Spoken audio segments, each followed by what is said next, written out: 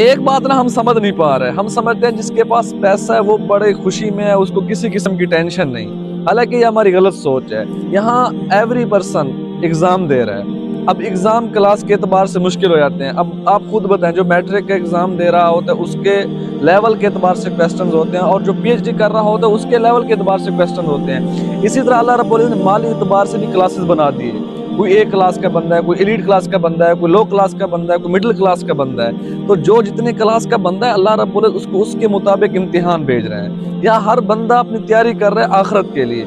और खास तौर पर अल्लाह के नबी ने फरमाया दुनिया सिजनुल मोमिन व जन्नतुल काफिर, ये दुनिया मोमिन के लिए इम्तिहान गाह है, कैद खाना है, और काफिर के लिए जन्नत है।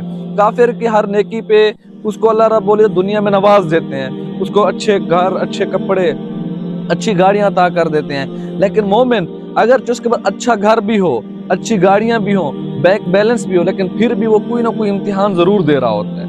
यहाँ हर बंदा एक मिशन, एक मकसद लेके आया है। अब जो बंदा एग्जामिनेशन हॉल के अंदर बैठ के अपना पर्चा सही हल करेगा वो आखिरत में अल्लाह से बड़े अच्छे इनामात ले जाएगा, और जो गलत हाल करेगा, जिसके जितने कम नंबर होंगे उतने कम इनाम लेगा।